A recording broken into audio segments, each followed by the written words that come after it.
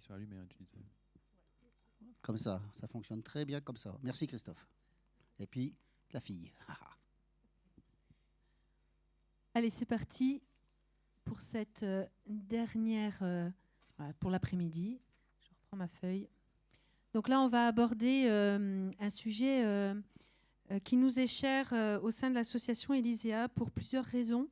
Très peu abordé dans le parcours d'une personne en situation d'obésité et surtout en chirurgie bariatrique.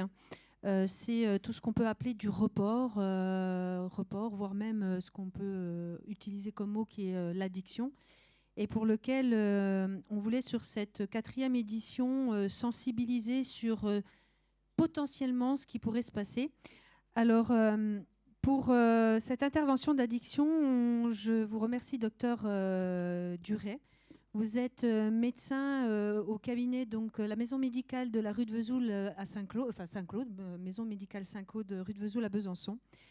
Franck, merci, parce que pour toi, c'est sortir de cette zone de confort. Merci pour l'indulgence qu'on aura vis-à-vis de toi. Tu es aussi adhérent de l'association Elyséa. Tu as bénéficié d'une chirurgie de l'obésité. Tu viendras à t'exprimer. Et l'addictologie est quelque chose à l'heure actuelle que tu vis et que tu souhaiterais partager. Je vous laisse... On y va ? Allez, c'est parti. Alors, tout d'abord, je voulais remercier l'association Elyséa et puis vous, Madame Chardon, de m'avoir convié à cette journée, parce que c'est un grand plaisir pour moi d'être parmi vous et donc de vous parler d'un sujet qui est un peu différent des autres thèmes, puisqu'on va sortir un peu strictement du cadre de la nutrition et de l'obésité. Et donc, on va parler un peu d'addiction. Donc, on fait une présentation très rapide pour rappeler un peu le sujet en fait, de la présentation. Et puis, c'est pour introduire un peu derrière la présentation de Franck. Et après, on pourra discuter tous ensemble du sujet. Donc, quand on parle d'addiction, il y a plusieurs manières de la définir. La manière classique, c'est la définition du DSM-5, qui est donc le recueil des pathologies psychiatriques. Et donc, on parle d'addiction quand on a... Ah zut. Je fais une bêtise. Ouais, je vais mettre debout, ce sera plus simple. On parle donc d'addiction quand on a les différentes dimensions ici, comportementales, physiologiques, et les conséquences de ces dimensions qui sont prises en compte. Donc, par exemple, dans la dimension comportementale, on a un désir persistant, une perte de contrôle, un temps passé à un comportement qui est long. Dans les dimensions physiologiques, donc la tolérance, le fait de devoir augmenter progressivement soit le comportement, soit la prise d'une substance pour obtenir un effet identique, soit l'apparition d'un syndrome de sevrage, et puis donc dans les conséquences, l'abandon des activités et la poursuite malgré les conséquences. Il faut vraiment avoir les trois notions pour pouvoir parler d'addiction. Il y a un débat qui existe dans le fait de classer les troubles du comportement alimentaire dans des addictions.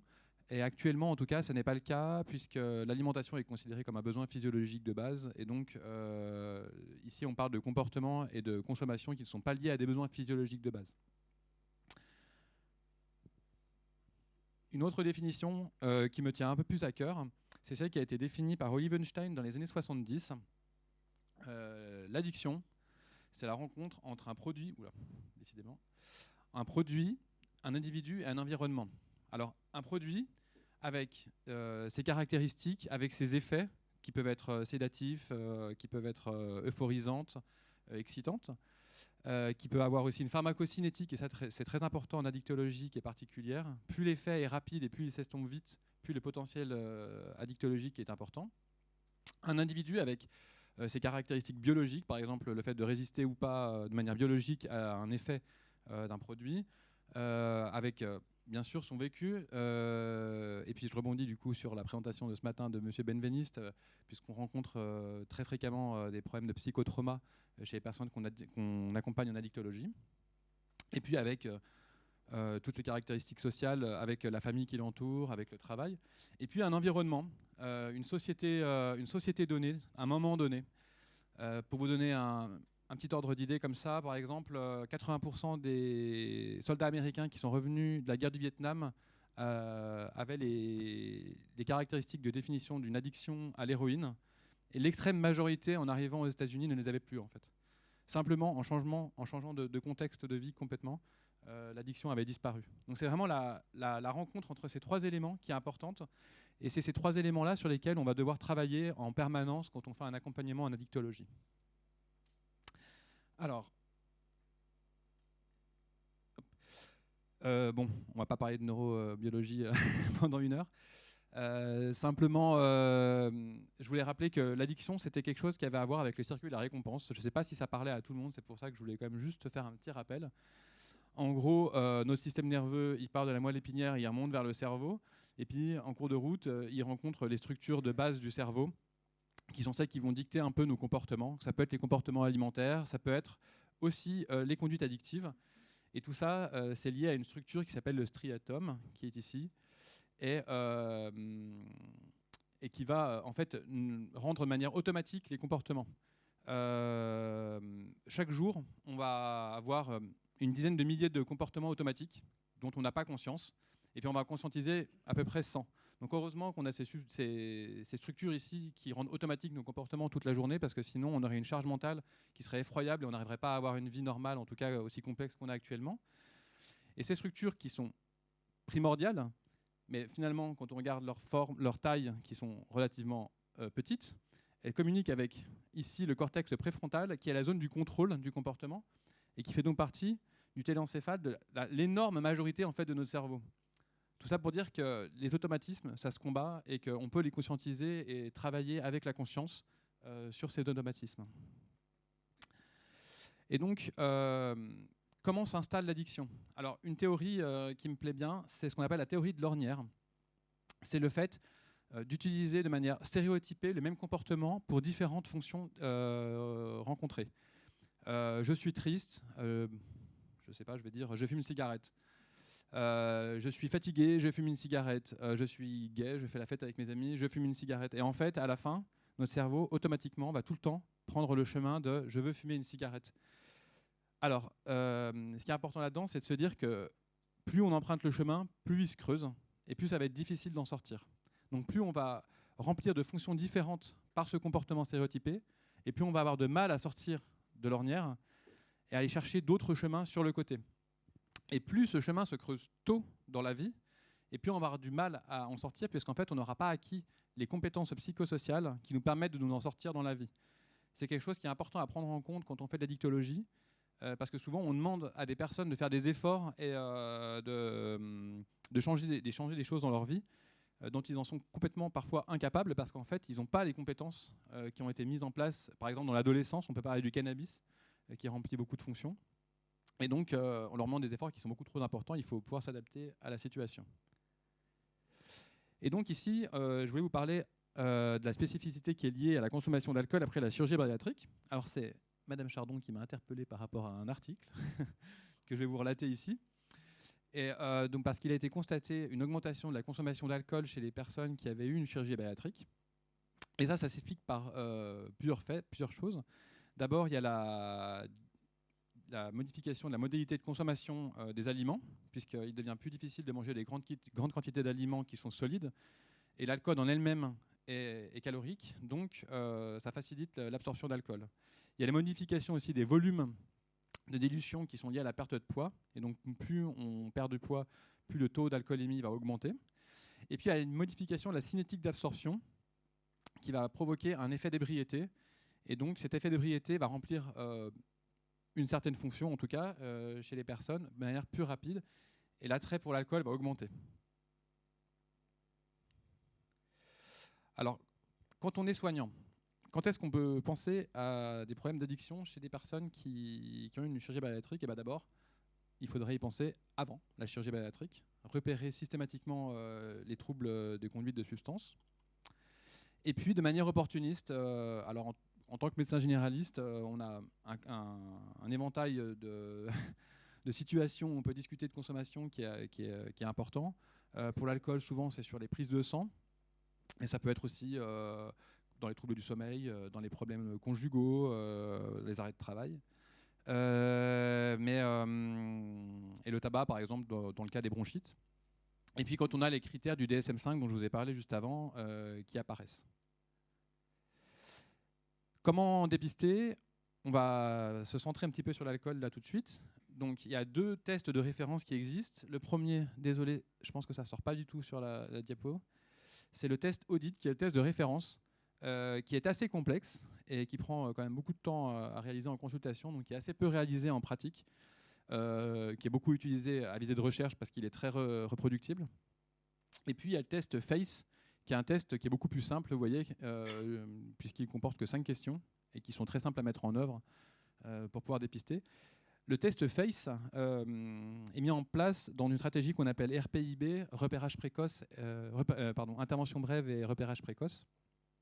Et cette RPIB est censée être réalisée par n'importe qui, y compris des personnes qui ne viennent pas du soin. Moi, j'ai participé à des formations où on proposait de faire de la RPIB pour les coiffeurs, pour vraiment n'importe qui repère des troubles de conduite chez des clients, en l'occurrence. Et puis, il y a eu un bug lors du passage. Pour finir, ça c'était juste un petit message, on va dire un peu militant, pour se recentrer vraiment sur le milieu de l'addictologie. Alors je voulais vous parler de ASUD, qui est un journal qui veut dire autosupport pour les usagers de drogue, pour rappeler que dans le milieu de l'addictologie, pratiquement toutes les connaissances, en fait, tout ce qu'on sait et tout ce qu'on fait, toutes nos pratiques sont issues de l'expérience usagère. Et donc, c'est aussi pour ça que je suis content d'être là aujourd'hui, parce qu'aujourd'hui, c'est aussi une expérience usagère que je viens chercher en tant que professionnel. Dans le milieu de l'addictologie, nous, on a eu l'épidémie de sida qui a fait grandement améliorer en fait, la situation pour tout ce qui est traitement de substitution, réduction des risques dans les années 80, par exemple. Et ça, c'est les usagers qui nous l'ont amené, qui nous ont un peu ouvert les yeux là-dessus.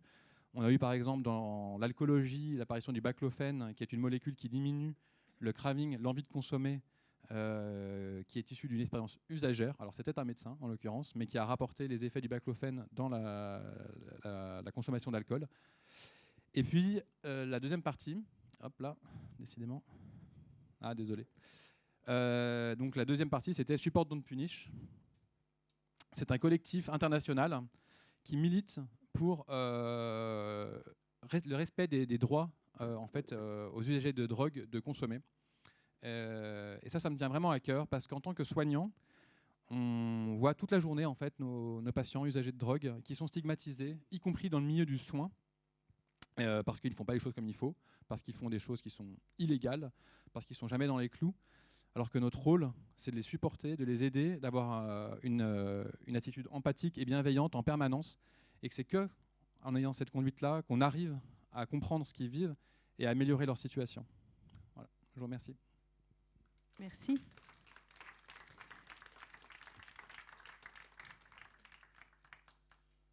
Donc bien engagé sur la parole des usagers et voilà, je vais vous inviter à dialoguer sur voilà, ce ressenti et ce qu'on a pu voir là à l'instant en tant que patient et puis aussi en tant que soignant, comment la relation d'aide peut se faire dans l'addiction. Bonjour à tous.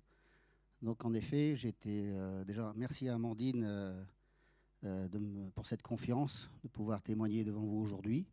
Merci à Olivier pour tous ses conseils complémentaires et puis n'hésite pas à intervenir si mes propos ne sont pas suffisamment précis. J'ai donc été opéré, alors déjà à la base, j'ai le sentiment d'avoir passé ma vie dans les addictions. Vraiment,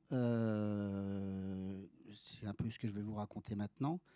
J'ai déjà commencé par une addiction assez jeune, je dirais à l'alcool, qui était plus ou moins importante, mais avec du recul, qui était importante.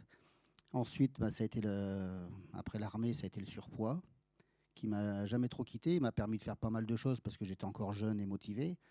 Et ensuite, avec l'addiction, il a fallu venir à ce qui paraissait impossible à ne pas faire, c'est-à-dire l'opération de l'obésité. Donc j'ai été opéré d'une sleeve en 2017, au printemps 2017. J'ai perdu énormément de poids. Ça a été relativement facile, on dira. Et puis après, par un manque de connaissances, par un manque de prévention, par un manque de... Malgré les avertissements des professionnels de santé, malgré les avertissements de mon chirurgien présent dans la salle aujourd'hui, Et ben, en fait, je n'ai pas tenu compte forcément de tous les tenants et les aboutissants, et il y a eu une bonne partie de reprise de poids à plus de 50%. Suite à ça, ben, j'avais un manque de combler un vide. Donc forcément, j'ai comblé ce vide avec l'alcool. Ce vide a été complété assez rapidement, mais il s'est surtout accentué, je dirais, il y a 2 ans, bientôt 2 ans, suite à la perte d'un proche, d'un de mes parents. Et je pense que c'est là vraiment où ça a commencé à prendre des proportions incroyables. Alcool, surtout pour éviter de devoir m'endormir facilement, enfin plutôt pour m'endormir facilement et éviter les cauchemars. Parce que la journée, de par mon travail, je ne buvais pas d'alcool, c'était hors de question, et ça me tenait à cœur aussi. Mais c'est surtout le soir, une fois rentré à la maison, ou sur le chemin du retour à la maison, où là, j'ai commencé à boire des quantités qui commençaient sérieusement à m'affoler. C'était donc, comme je vous disais, pour pouvoir dormir afin d'éviter les cauchemars. Mais ça marche qu'un temps et ce n'est pas une solution durable. Nous le savons tous. Suite à ça, mon comportement impulsif s'est accentué. Agressif, impulsif, avec des propos dans la sphère familiale très désagréables pour mes proches. J'étais capable de dire que j'avais une famille de merde en regardant mes enfants et ma femme droit dans les yeux, ce qui fait aussi très mal. J'ai un peu l'émotion qui monte, je suis désolé. Mais ça, il fallait y mettre un frein. Et puis, après avoir discuté avec mon épouse, qui a fait preuve de beaucoup de patience, je suis allé voir un médecin généraliste spécialisé en addictologie. Et on a essayé plusieurs choses, on a essayé plusieurs tentatives de différents... Il y a eu plusieurs outils qui ont été proposés à moi. Mais le seul qui paraissait efficace, c'était un arrêt total de la consommation. Parce que la consommation modérée ne pouvait pas être possible ni envisageable. Donc je suis parti 1 mois en cure à Dijon, chez Éole, dans le parc de la Chartreuse, à côté du lac Kyr. Donc là, pendant 1 mois, on est entouré par des spécialistes. Déjà, on n'a pas le droit de sortir pendant 8 jours, parce que faut être surveillé, parce que je dirais, je ne sais pas si vous êtes d'accord, docteur, mais l'alcool, c'est l'une des seules addictions qui ne peut pas se guérir seule. Je ne sais pas ce que vous en pensez. En tout cas, quand on arrive à un stade de dépendance physique, c'est une des seules addictions qui est mortelle si elle n'est pas prise en charge de manière hospitalière. Donc il revoit nos traitements médicaux, il revoit notre façon d'être, de vivre, et on tourne sous Valium et on est surveillé jour et nuit. On a des visites la nuit pour voir comment on dort, comment ça se passe, parce qu'on peut avoir le délirium de très mince. Si on arrête seul de boire de l'alcool, alors il faut être aidé. Donc mon témoignage aujourd'hui, j'aimerais qu'il serve à certaines personnes. J'ai encore vu hier soir des comportements à l'alcool qui me faisaient froid dans le dos. Mais après, chacun sa vie. Hein. Moi, je suis passé, donc je ne suis pas la bonne personne pour faire la morale. Mais ça m'a interpellé et on peut s'en sortir. On peut vraiment s'en sortir. Donc, en quittant Dijon après 1 mois, j'ai fait des rencontres de personnes qui étaient à différents niveaux par rapport à moi. Enfin, c'était pas ça l'intérêt. L'intérêt, c'était surtout de me retrouver et de faire un point avec moi-même et de sauver ma vie de famille et de me sauver aussi également. Suite à ça, j'ai fait 3 mois en hôpital de jour à Saint-Jacques, à Besançon. Là, j'ai fait des ateliers qui ont été vraiment révélateurs pour moi.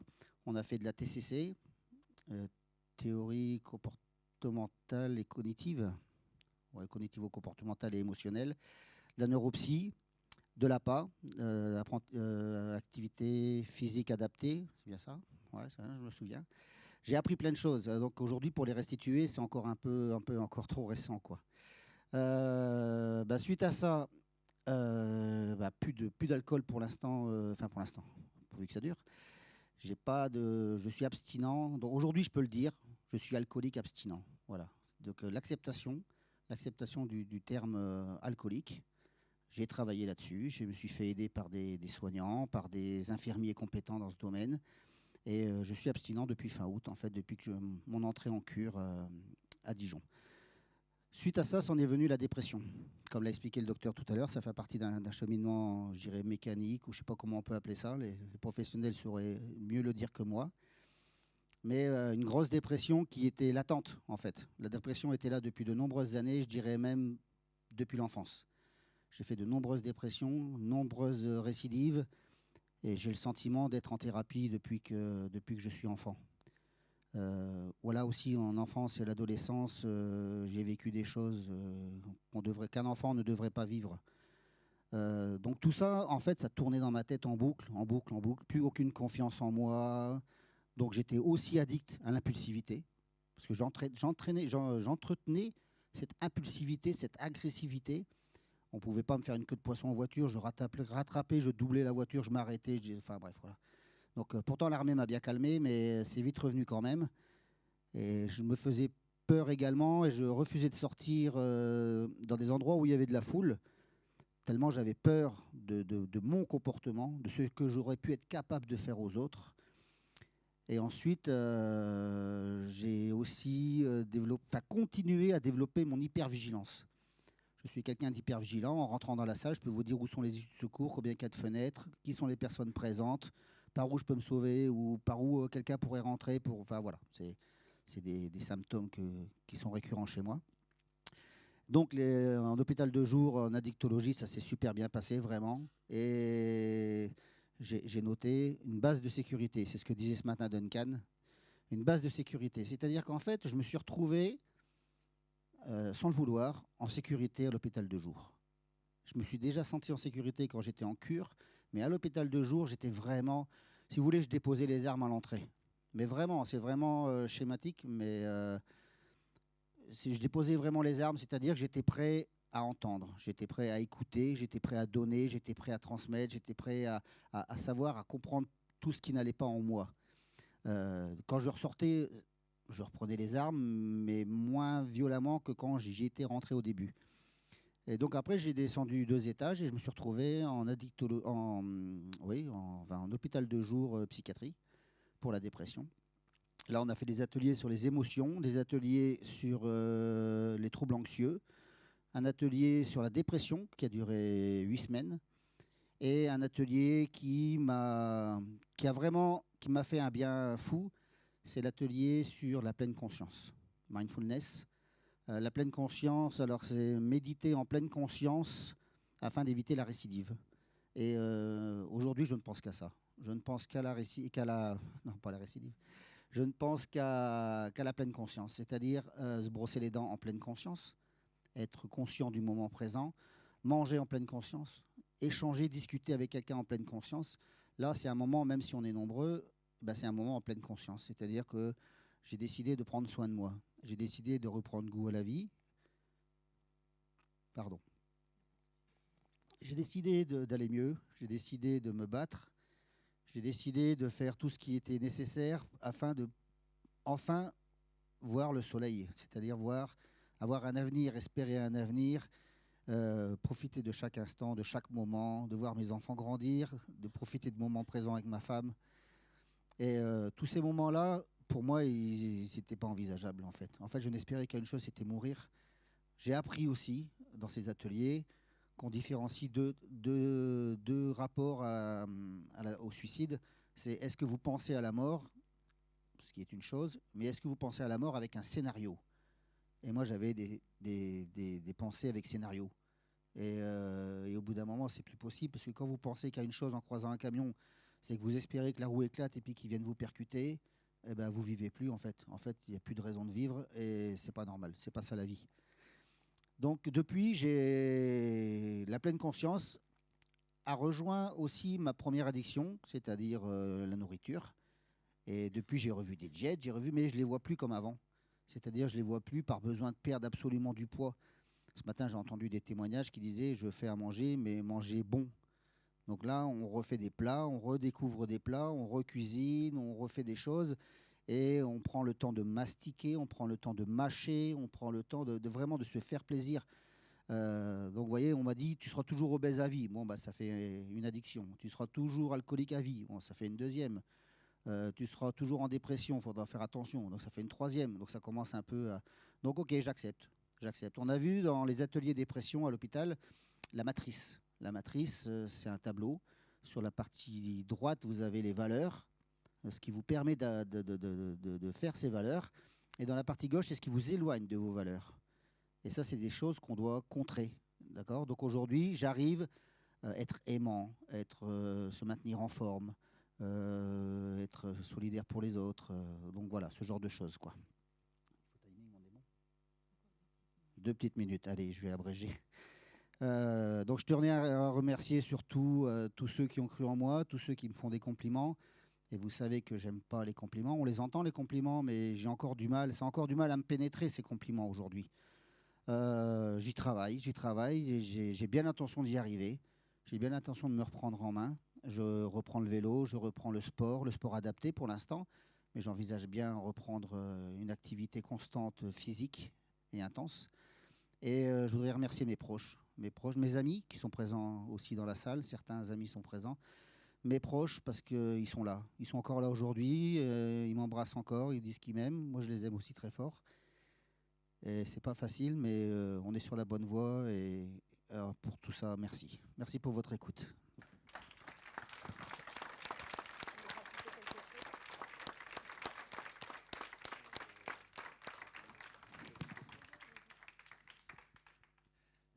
Merci beaucoup Franck pour ce témoignage qui est vraiment émouvant. Merci parce que c'est une vraie histoire qu'on rencontre fréquemment en fait, et c'est pas simple d'en parler. On sait que c'est toujours déjà très compliqué de parler devant un soignant seul, alors devant une pièce de personnes, j'en parle pas. J'ai trouvé ça intéressant ce que tu disais où tu avais un peu tes 3 fardeaux à porter. Et alors j'ai quand même une bonne nouvelle pour toi, c'est que c'est les mêmes fardeaux. C'est que les 3 fardeaux sont liés, donc il n'y en a pas 3 à porter. Je voulais juste simplement te poser une question. Comment tu différencierais un peu, toi, ton suivi entre le suivi en obésité et le suivi en addictologie? Comment tu l'as vécu, en fait Alors, le suivi en obésité, je pense que j'y croyais pas assez. J'y croyais pas suffisamment. Et je pense que... Alors, j'ai mis du temps. Mon épouse s'est fait opérer 1 an après moi pour l'obésité également. C'est là que j'ai rejoint l'association Elisea. Et je pense que j'aurais dû le faire dès le début. Parce que je savais, j'étais déjà dans l'association Elisea bien avant de me faire opérer. Je suis parti pour X raisons. Et puis, en fait, il faut. C'est ce que j'ai redécouvert en hôpital de jour, c'est-à-dire des soignants qui sont là pour nous, des professionnels qui sont là pour nous, des personnes bienveillantes.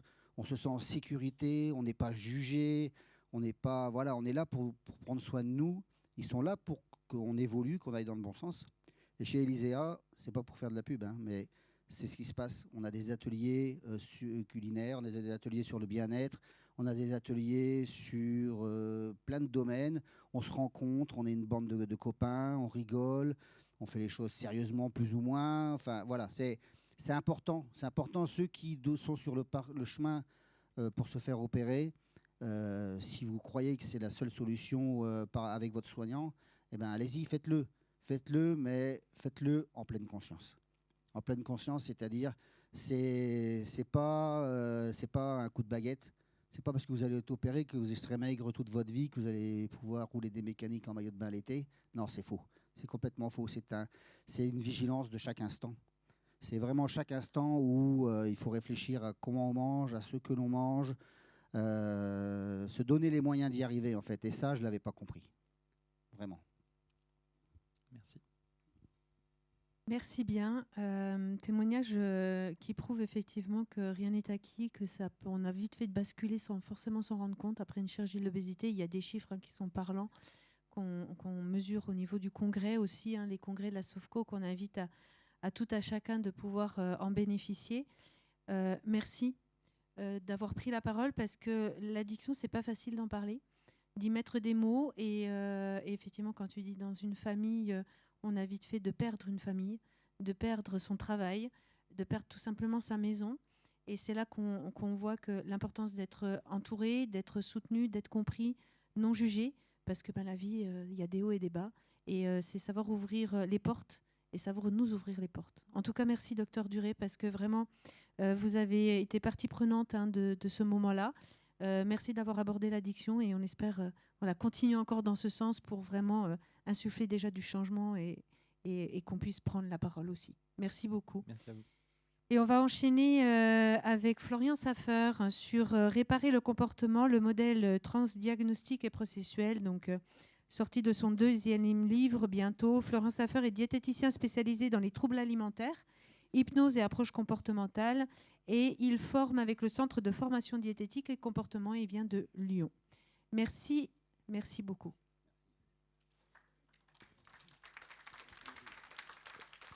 Donc, bonjour à tout le monde.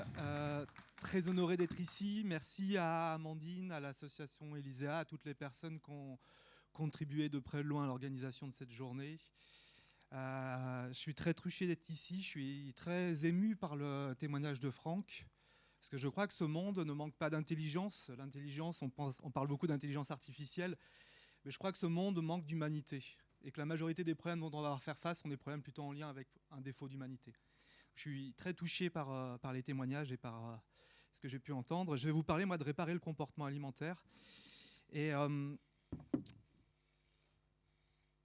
j'ai choisi, vous allez le voir, de vous présenter un diapo qui n'a pas de mise en forme, sans fioriture. Je fais ce choix de manière militante. Je refuse l'injonction à la perfection, à la performance formelle. Donc, vous allez avoir un diapo dégueulasse et volontairement assumé. Mettant plutôt le fond au centre plutôt que la forme. Et je m'interdis de passer des heures sur un diaporama à trouver l'image parfaite et à chercher la police parfaite. Parce que je crois que finalement, les problématiques qu'on va rencontrer chez nos patients qui ont des dérégulations du comportement alimentaire sont très en lien avec cette idée que pour être valable, il faut être performant.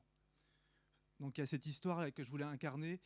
Et c'est quelque chose qui compte beaucoup pour moi aussi dans la manière d'éduquer mes enfants, qui est quelque chose d'assez central dans ma vie. Donc certaines fautes ont été corrigées, que ce soit des fautes d'orthographe ou de syntaxe, certaines n'ont pas été corrigées certainement. Donc je vous remercie pour votre tolérance et votre capacité à m'accueillir de manière imparfaite. Et puis il y a la version un peu polie, mais si quelque part vous êtes jugeant par rapport à cette présentation avec des fautes, sans mise en forme, en fait ça ne m'empêchera pas de dormir, je m'en moque un peu. Je sais que mon estime ne dépend pas de ça. Merci.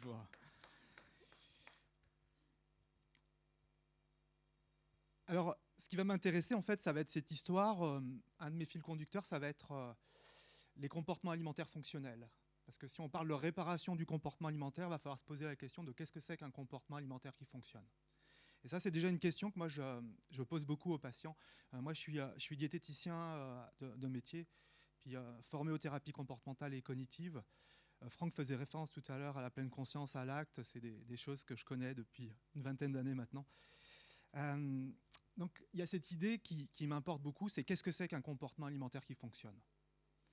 Et on va pouvoir réfléchir à ça parce qu'on parlera ensuite de réparation et on parlera d'un modèle processuel. C'est-à-dire qu'on essaiera de comprendre les processus qui peuvent amener à déréguler un comportement alimentaire et comment ils interagissent entre eux. Parce que nous, soignants, on a besoin de modèles et ces modèles, ils vont être des bases importantes de psychoéducation. Déjà, un comportement alimentaire qui est fonctionnel, il est basé sur les besoins. La réponse à la faim, vous allez me dire qu'est-ce que tu nous apprends de nouveau, cher ami? Rien du tout. La réponse aux besoins de satisfaction. Et là, on va voir que c'est un peu différent parce que certains patients en situation d'obésité vont nous dire ok, c'est OK pour moi de manger une pomme quand j'ai faim, mais c'est moins OK, par exemple, quand j'ai une envie de manger un Twix. Or, nos besoins de satisfaction sont là et nous surprennent. C'est quelque chose qui nous surprend, un besoin. Vous voyez ce que je veux dire? Moi, ça m'arrive d'avoir besoin de manger un Twix de temps en temps. Ça peut me surprendre. Et puis, il y a aussi d'autres besoins qui sont la réponse aux besoins symboliques. Notamment, nos besoins symboliques, c'est des besoins qui viennent s'ajouter à nos besoins, j'ai envie de dire, physiologiques et de satisfaction. Ça peut être, par exemple, des besoins qui sont propres à chacun. Pour moi, par exemple, c'est pas manger de chair animale. Ça fait partie de mes besoins symboliques qui viennent se greffer, mais ça peut être aussi des besoins liés à la religion ou liés à l'éthique ou à nos circuits d'achat, à l'écologie, etc. Et puis, ça va être une temporalité qui est verticale. Alors ça, c'est important à comprendre. Normalement, nos besoins viennent dans le moment présent. Vous voyez, c'est quelque chose du moment présent, nos besoins. Ça va être le petit bébé, quand il a faim à 3 heures du matin, il va manifester ses besoins. N'étant pas en mesure d'y répondre, il va se mettre à pleurer afin qu'on réponde à ses besoins. Donc il n'y a pas d'interaction avec le passé et le futur. Et c'est un petit peu différent quand je commence à manger avec l'idée de « oui, mais je mange des frites, mais j'en avais déjà mangé hier. Mais quelles conséquences ça va donner sur mon poids demain sur la balance ou le mois prochain ?» Et là, vous changez de temporalité avec le corps. Vous êtes dans une temporalité qui n'est plus d'ailleurs celle du corps, mais celle du poids. Donc il y a cette histoire de temporalité verticale, celle qui va nous saisir dans le moment présent. On parlait de pleine conscience tout à l'heure, Franck évoquait la pleine conscience. Et je crois que c'est aussi cette capacité à cultiver justement cette relation avec le temps, qui est un temps qui n'existe pas vu qu'il est là. Et puis, un comportement fonctionnel, il y aura une notion de triple joie. Je suis joyeux avant, pendant et après. Chouette, je vais manger mon Twix. Je suis joyeux avant. Je suis joyeux pendant que je le mange et je suis joyeux après. Chouette, ça m'a fait du bien. J'ai une triple joie. Et nous sommes tous des mangeurs émotionnels, vu qu'il y a de la joie quand on se nourrit. C'est pour ça que ce terme d'alimentation émotionnelle, à mon avis, est totalement à bannir quand on dit il y a les mangeurs émotionnels. Mais heureusement qu'on est des mangeurs émotionnels, qu'on est des mangeurs joyeux. Quand tout va bien, c'est joyeux de manger. C'est pas joyeux pour vous? Ça dépend ce qu'il y a à manger, vous allez me dire. Vraiment, on a de la joie. Quand je rentrais de l'école et que j'étais gamin, et que ma mère avait fait des frites, j'étais joyeux. Donc on est des mangeurs émotionnels. Donc ce terme d'ailleurs de distinguer les mangeurs émotionnels, pas émotionnels, à mon avis, c'est une bêtise absolue. En tout cas, cliniquement, ça n'a pas d'intérêt. Et puis, il y a cette notion sur laquelle Duncan a beaucoup insisté, qui est encore revenue dans le témoignage de Franck, c'est cette notion de sécurité. Il y a cette sécurité notamment dans ma manière de relationner avec mes besoins. Mes besoins ne m'insécurisent pas. Ce qui se passe à l'intérieur de moi m'informe mais ne m'insécurise pas. Alors, dans un comportement alimentaire fonctionnel, les contingences mentales sont présentes et permanentes.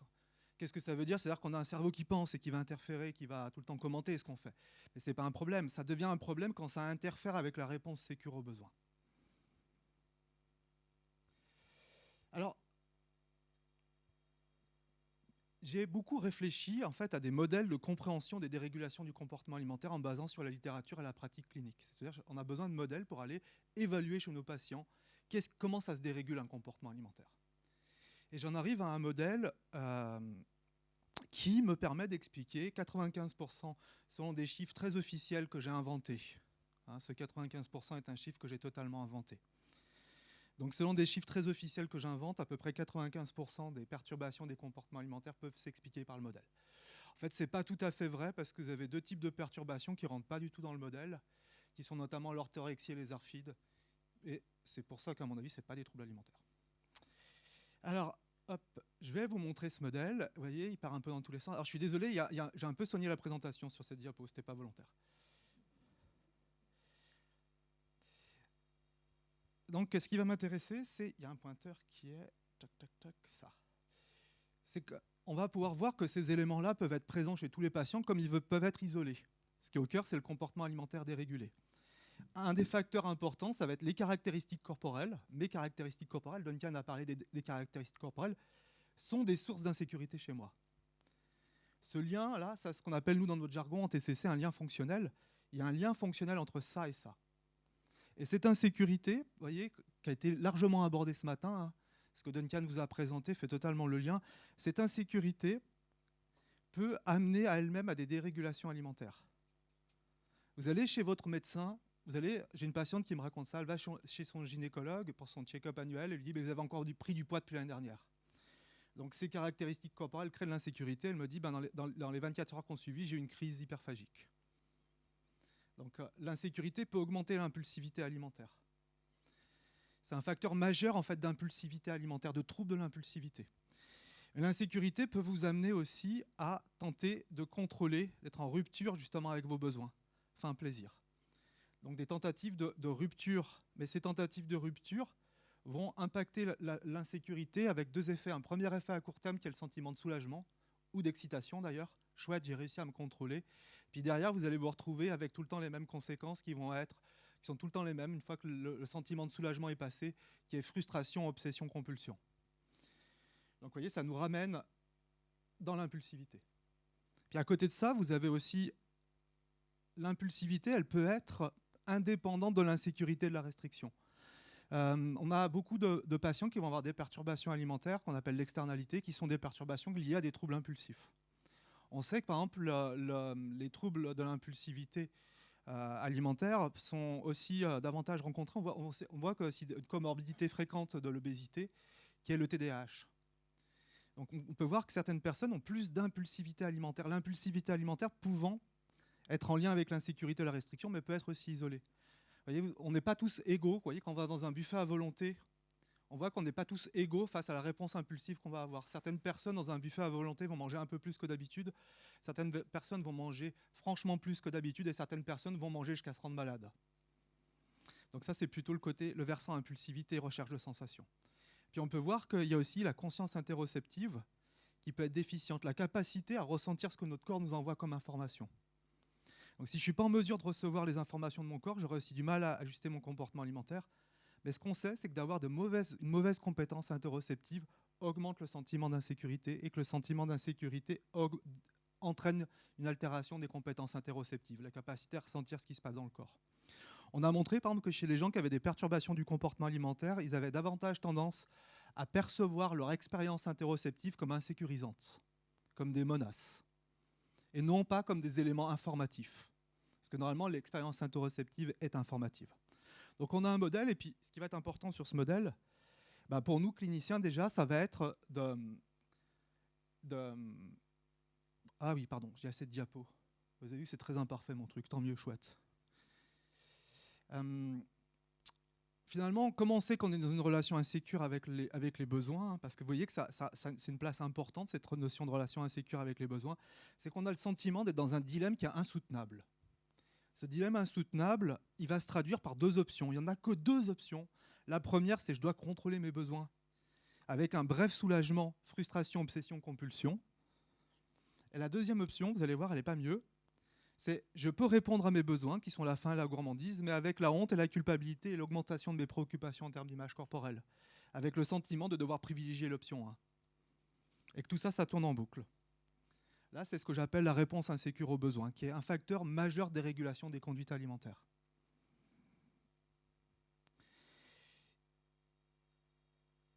Donc, l'idée, ça va être l'importance d'une évaluation complète de chaque interaction.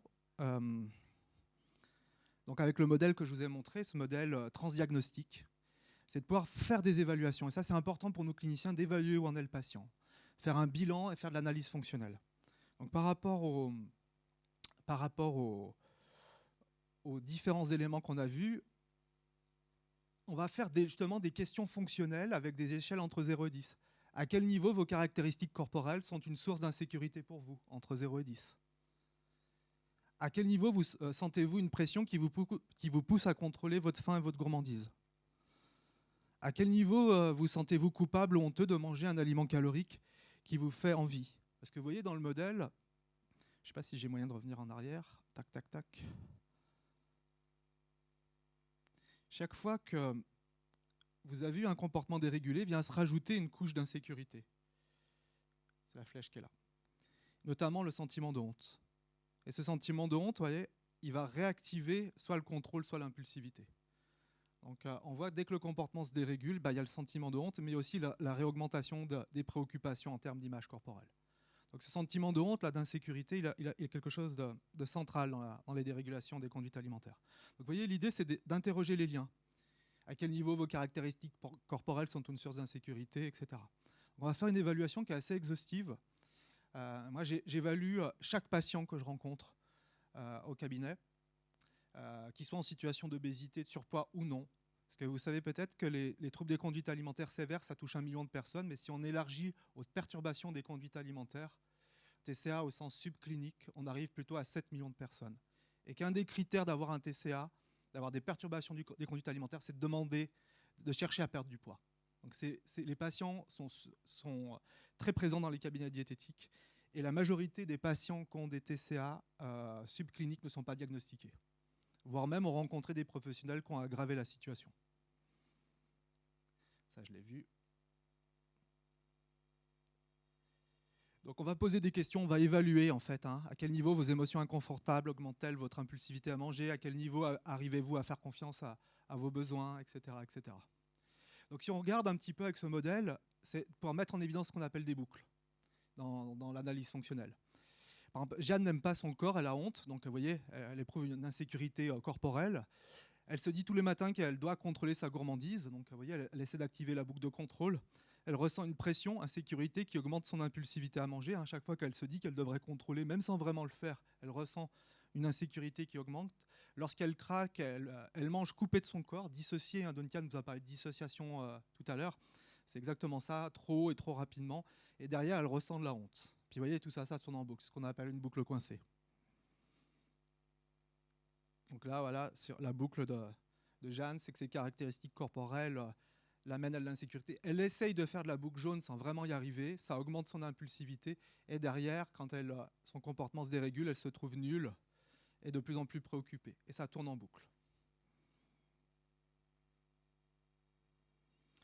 Autre illustration d'une boucle coincée, Pierre ressent beaucoup de stress professionnel et personnel, donc d'insécurité, qu'il tente de réguler en mangeant des aliments qui lui procurent des sensations rapides. Donc la boucle, là, l'angle de l'impulsivité et de la recherche de sensations. Et lorsqu'il ressent ces émotions, Pierre se sent déconnecté de son corps.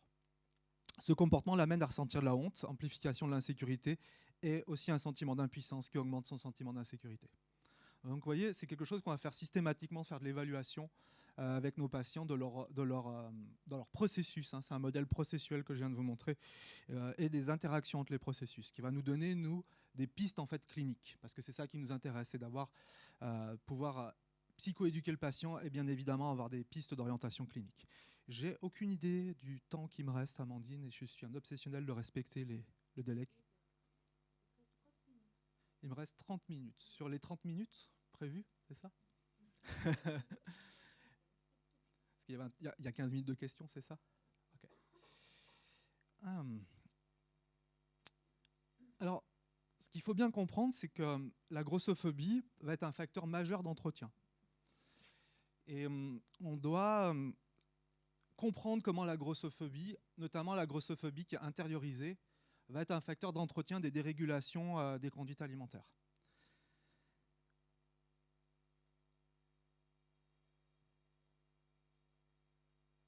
Voilà, ça, c'est le modèle que je vous ai présenté. Et en fait, la grossophobie intériorisée va nous amener à penser « je suis responsable de ma corpulence ». Ma corpulence est sous ma responsabilité. Ça, c'est quelque chose où, par rapport aux compétences interoceptives, c'est de toute façon, je ne peux pas faire confiance à mes ressentis. Je ne peux pas. Si je fais confiance à mes ressentis, je vais faire que bouffer. Je vais faire que manger. Et je vais forcément grossir. Donc je ne peux pas. Je ne peux pas faire confiance à mon expérience interoceptive, ce qui contribue à altérer un peu plus la conscience interoceptive. Et puis, au niveau de... Je suis honteux de ne pas arriver à perdre de poids, de ne pas contrôler ma nourriture. Et ça augmente le sentiment d'insécurité. Et puis si on regarde au niveau de la boucle jaune, celle du contrôle, bah, la seule solution est de contrôler mes besoins. Même si j'y arrive pas, c'est ça que je devrais faire. Donc ça, c'est quelque chose que je vais tout le temps travailler avec les patients qui sont en situation d'obésité.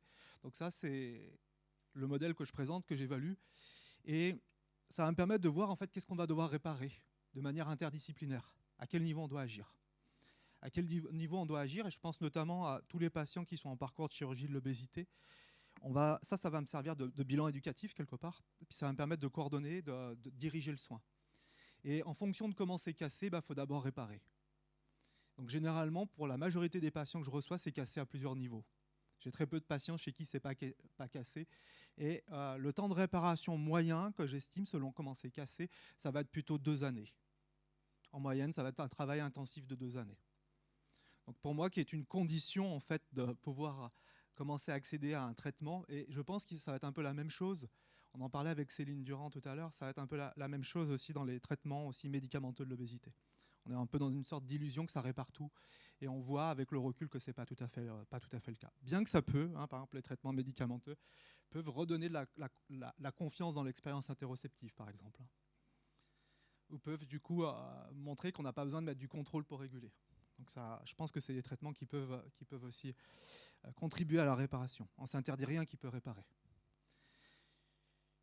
À votre avis, d'ailleurs, dans les patients qui sont en situation d'obésité, quel est le facteur qui va davantage finalement être associé à un échec de la chirurgie de l'obésité dans ce modèle? Quelle bulle, à votre avis, va être la plus finalement prédictive, en tout cas de mes constats de cliniciens? Méfiez-vous toujours des cliniciens, on est d'accord. Et dans mes constats de cliniciens, moi, ce que j'observe, c'est qu'il y a une bulle qui va être prédictive de l'échec de la chirurgie de l'obésité. Vous avez une idée de laquelle? Ouais, c'est celle-ci. Notamment les dérégulations qui découlent de l'insécurité, notamment la honte. Je ne sais pas si vous l'avez remarqué, si vous travaillez auprès de patients qui souffrent d'obésité, c'est que quand ils sont en échec de chirurgie, ils activent de nouveau des très hauts sentiments de honte qui fait que la honte, ça vous fait vous isoler. C'est un peu pareil aussi dans les addictions. Hein. On voit la même chose dans les addictions. Dans la prévention des rechutes addictives, il y a aussi le fait que j'ai tellement honte d'avoir rechuté. Puis ça vient renforcer un moi dysfonctionnel. De toute façon, je ne suis pas quelqu'un de valable. Au fond de moi, je savais que je valais rien, quoi. Donc il y a vraiment tout ce travail aussi sur la honte, hein, à travailler en amont, je pense, de tout soin de l'obésité, ou en parallèle, en tout cas, si ce n'est pas en amont.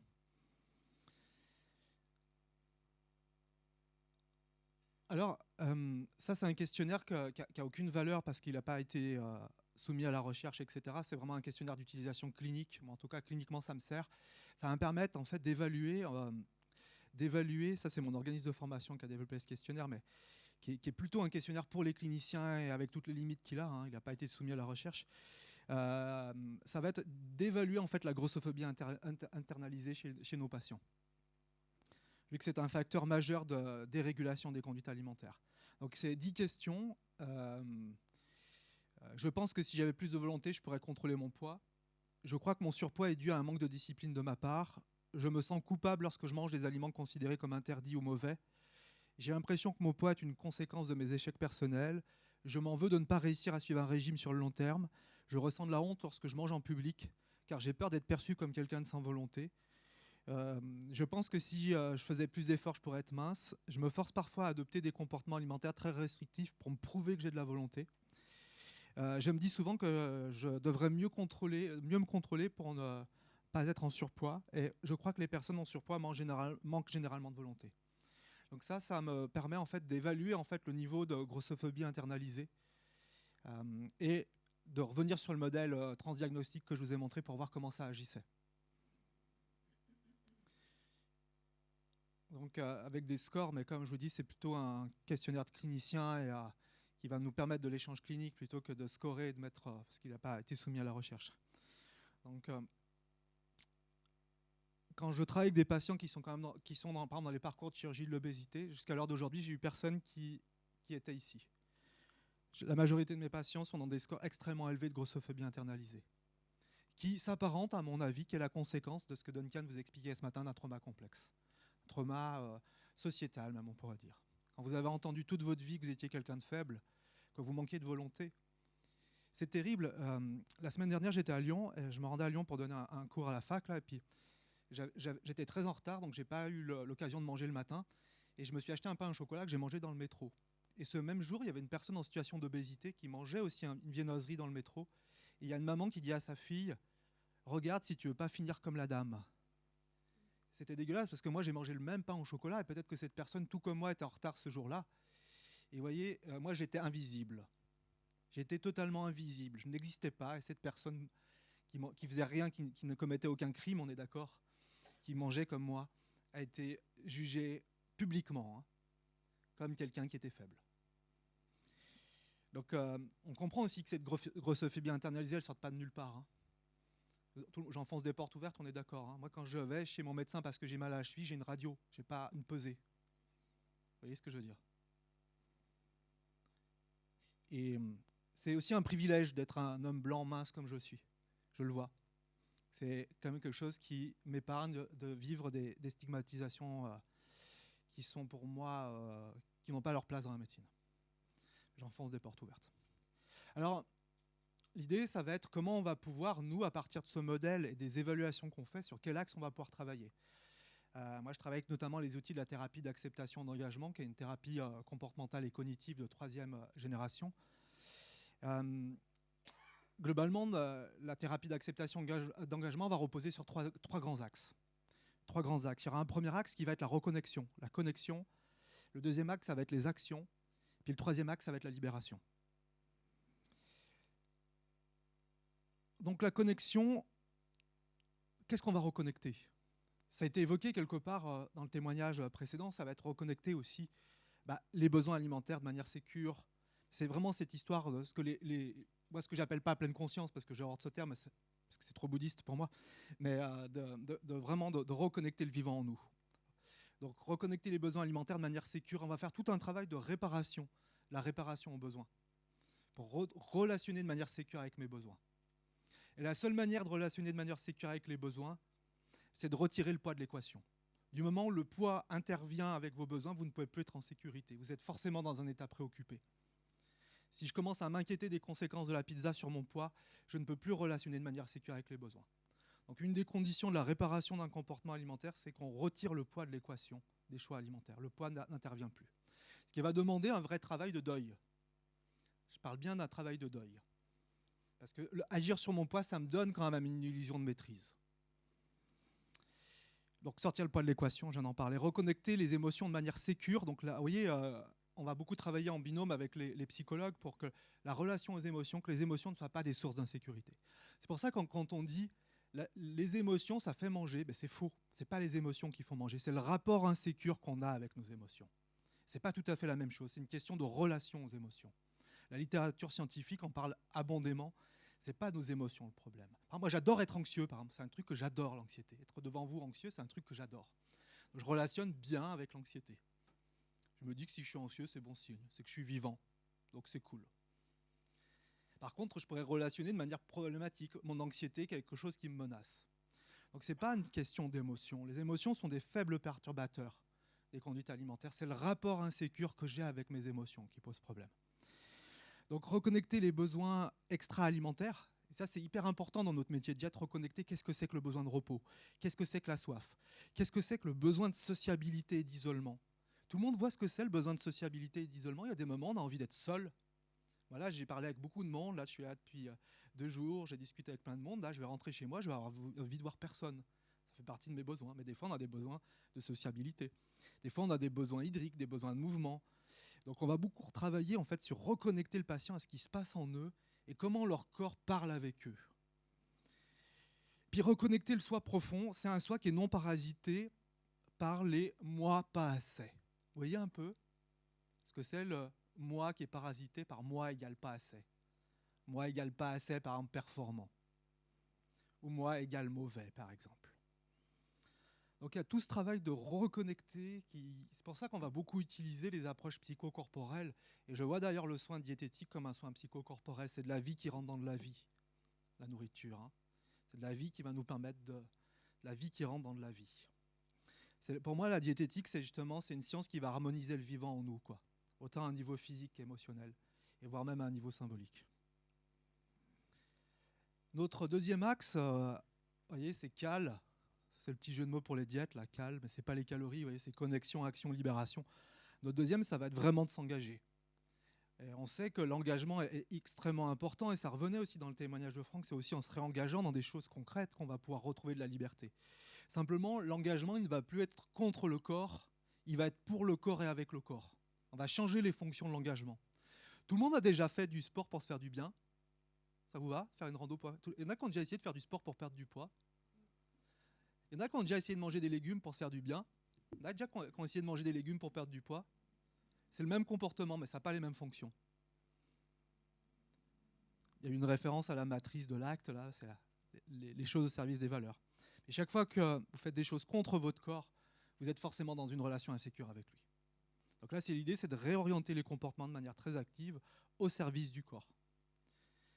Et aussi en direction de nos valeurs, nos aspirations profondes, dans la vie que j'aimerais avoir. Puis voilà, c'est réengager des comportements visant à traiter le corps comme un bon camarade, qui peut être par le repos, par le mouvement, par le look, etc. Donc moi, ce que je vois beaucoup dans le soin diététique, une des dérives que je vois beaucoup, c'est qu'en finalement, on change les outils, mais on ne change pas les fonctions. Vous voyez, quand vous faites la pleine conscience pour perdre du poids, là, c'est encore une nouvelle manière de lutter contre votre corps. Vous voyez, c'est encore un truc contre. Je suis encore en guerre contre mon corps, j'ai juste changé les outils, quoi. Avant, je me tapais avec un fouet, maintenant, je me tape avec un doudou, mais je suis toujours en train de me taper, quoi. Et ça n'a rien changé, on n'a pas changé les fonctions. D'ailleurs, mon bouquin précédent s'appelait « Je fais la paix avec mon poids ». Et mon éditeur n'était pas du tout d'accord avec ce titre. Il dit, tu ne voudrais pas plutôt faire un truc comme perdre du poids avec l'alimentation émotionnelle? J'aurais dit, allez vous faire foutre avec votre merde. Moi, je veux pas de ce monde-là pour mes enfants. Il faut tout le temps être en guerre contre son poids. Bah, ce que je veux, c'est plutôt que les gens soient dans une relation avec leur corps qui soit beaucoup plus fonctionnelle. J'ai des enfants. Je suis très attentif aussi au fait qu'ils vivent dans un monde qui marche. C'est terrible. Il Il y a des travaux au Canada qui montrent qu'une petite fille sur 2 à l'âge de 8 ans se trouve trop grosse et aimerait perdre du poids. Ça me rend malade. Ça me rend malade de vivre dans un monde où une petite fille sur 2 se voit déjà trop grosse et pense qu'elle aurait plus de valeur si elle contrôlait son poids. Ça me rend malade. Je ne sais pas vous, ça vous rend pas malade? Ça me rend profondément malade. Et j'aimerais que nous, les spécialistes des troubles alimentaires, on n'ait plus de travail. Je rêverais d'être au chômage. Vraiment. J'aimerais pouvoir changer de métier, faire autre chose. Malheureusement, on va avoir beaucoup plus de travail. Donc on a notre troisième axe qui est celui de la libération. La libération, ça va consister à... Ces 3 processus, ils sont en interaction perpétuelle dans l'acte. Ça va être prendre de la distance par rapport à nos pensées auto-agressives. Je suis nul, je suis pas beau, je suis pas à la hauteur, je devrais. Toutes ces pensées qui viennent nous agresser. Aux règles rigides. Les règles rigides, c'est t'as pas le droit de manger ceci, t'as pas le droit de manger cela, ou tu serais quelqu'un de plus valable avec du poids en moins, ou je sais pas quoi. Les jamais, les toujours, j'ai pas le droit, les c'est bien, les c'est mal. Donc on va vraiment faire tout un travail de prise de conscience de ces pensées, puis de distanciation par rapport à ces pensées. Et de travail autour de ces pensées. Puis un des outils qu'on va beaucoup utiliser pour réparer, notamment dans la boucle d'insécurité, qui est quand même assez centrale dans le modèle que je vous ai montré, processuel, c'est tout le travail d'autocompassion, qui est quelque chose qui est très à la mode, mais dans le bon sens du terme. Ce travail d'autocompassion qui consiste, cette autocompassion, à commencer à pouvoir se traiter comme quelqu'un de valable, indépendamment de nos réussites et de nos échecs. Donc, il y a tout un courant, notamment, qui est la Compassion Focus Therapy, notamment de Paul Gilbert, qui a été très utilisé aussi chez les personnes, notamment qui ont été victimes, qui ont une estime d'elles très affectée, dans les addictions, etc. Donc ça, c'est vraiment quelque chose qui, à mon avis, central, c'est de pouvoir réparer, en fait, le rapport à soi. Donc le travail sur l'autocompassion est un moyen vraiment... moi, le travail sur l'autocompassion, c'est quelque chose que je vais travailler avec, je sais pas, 90% des patients, quoi, globalement. Apprendre à interagir avec les émotions de manière plus sécure. Donc on va développer aussi toutes des stratégies à la fois de reconnaissance corporelle des émotions. Vous savez, les émotions, c'est des expériences interoceptives. Une émotion, c'est avant tout une expérience interoceptive. Et comment on va pouvoir la reconnaître, la mettre en mots et l'utiliser.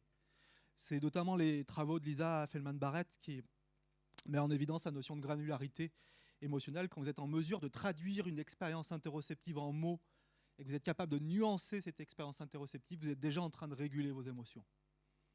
Et quand vous êtes capable de reconnaître que les émotions ne vous menacent pas mais vous informent, et ça c'est assez important à comprendre, une émotion ne nous menace pas, elle nous informe.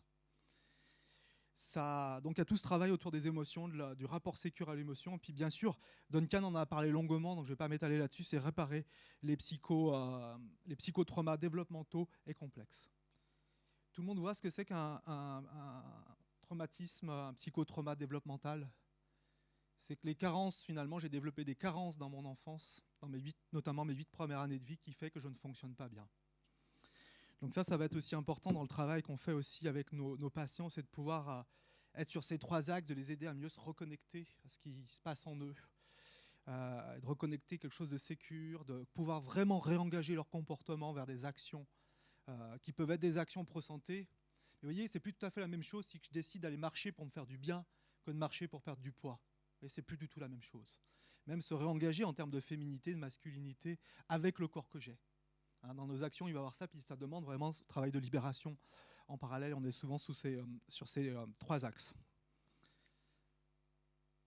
Puis la finalité du travail, finalement, c'est ça.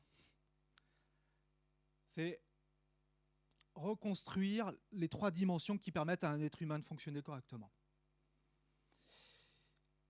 C'est de reconstruire une estime de soi qui est inconditionnelle.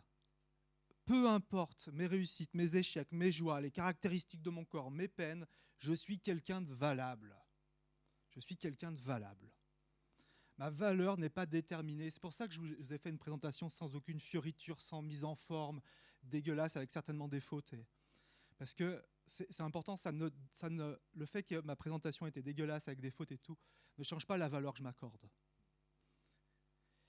Donc ça va être important de reconstruire. C'est quelque chose que je vais systématiquement évaluer, en tout cas, puis ça va me servir dans le travail interdisciplinaire avec les psychologues et psychiatres avec qui je travaille. Parce que je crois que d'ailleurs, dans la maladie obésité, il y a quand même souvent un acteur absent. On a souvent les diètes, les médecins, parfois les psychologues, mais on n'a presque jamais les psychiatres. Et moi, je crois que les psychiatres ont un rôle assez important dans la maladie obésité.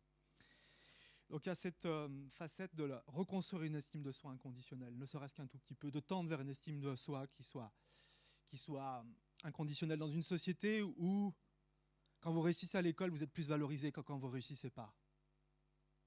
Moi, j'étais traumatisé par l'école. Vous savez, quand vous aviez le salaud d'enseignant qui avait classé ses copies, vous l'avez tous connu, celui-là. J'espère qu'il est mort depuis, lui. S'il n'est pas mort, prochaine canicule, quoi. 17, tiens Justine, très bien. Vous savez, vous êtes à 11, vous avez la grosse, vous commencez à suer là, vous dites 11, 9, puis il vous donne votre copie, il ne vous regarde même plus. Vous voyez, c'est comment avoir une estime aussi de soi qui soit inconditionnelle. On sait par exemple le fait d'avoir, notamment dans nos sociétés, moi je vois quelque chose de très toxique, c'est qu'on valorise beaucoup nos enfants pour leur réussite. Bravo, je suis très content de toi. Mon fils joue au foot et la première question que posent les parents quand ils viennent le chercher, est-ce que vous avez gagné, est-ce que tu as marqué un but? Allez vous faire voir avec ça. Est-ce que vous avez besoin que votre enfant ait gagné et marqué des buts pour qu'il se considère comme quelqu'un de valable? Donc moi, j'ai pris le parti dans l'éducation de mes enfants de ne pas valoriser leur réussite. Mais par contre, de leur manifester une attention constante à leur réussite, à leur peine, à leur joie, à leurs difficultés. De tout le temps être attentionné envers eux. La confiance en soi qui va être notre... Merde, c'est pas ce que je voulais faire, pardonnez-moi, je suis vulgaire. Comment je fais pour revenir en arrière? Je peux pas. Ouais, mais ça marche pas. Ça marche pas. La confiance en soi, j'ai mis beaucoup de temps à comprendre ce que c'était, mais je ressens au fond de moi que je suis capable d'avancer vers ce qui compte, même en présence d'obstacles. Donc ça, c'est quelque chose qui est souvent nécessaire de réparer. Puis l'affirmation de soi, que je définis en tout cas comme ça, c'est que je suis capable d'être à l'aise avec ce que je suis, ce que je pense, ce que je ressens, et je n'ai pas à porter de masques sociaux. Pour moi, c'est ça l'affirmation de soi. Je suis capable de pouvoir dire, moi, voilà ce que je pense. Je ne suis pas obligé de faire semblant de penser autrement. Je ne suis pas obligé de me cacher. Et ça, ces trois compétences, globalement, moi, je les évalue pour savoir aussi comment on va pouvoir travailler dans le travail que j'ai montré précédemment et comment ça influence aussi l'influence que ça a sur le modèle processuel.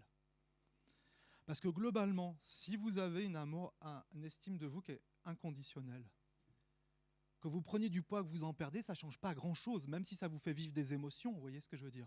Forcément, moi, si je prenais 30 ou 40 kilos, émotionnellement, ça serait compliqué, mais en tout cas, ce que je me souhaite, c'est que ça n'altère pas la capacité à m'apprécier pour la personne, de pouvoir être à l'aise avec la personne que je suis. Ça ne change pas la valeur que je m'attribue, en dehors des émotions que ça peut me procurer. Et je pense qu'il y a quelque chose qui est assez important là, dans ce travail auprès des patients en situation de surpoids et d'obésité, et de voir en fait comment ces trois dimensions, elles interagissent avec le modèle processuel que je vous ai montré. Et je m'arrêterai là pour laisser de la place aux questions. Je ne sais pas si j'ai respecté le timing ou je vais même peut-être fini un peu avant. Bon, ça laissera plus de temps aux questions, remplir pour remplir. Je vous remercie en tout cas pour votre attention et pour la bienveillance par rapport à ce diapo dégueulasse, plein de fautes certainement, sans aucune mise en forme.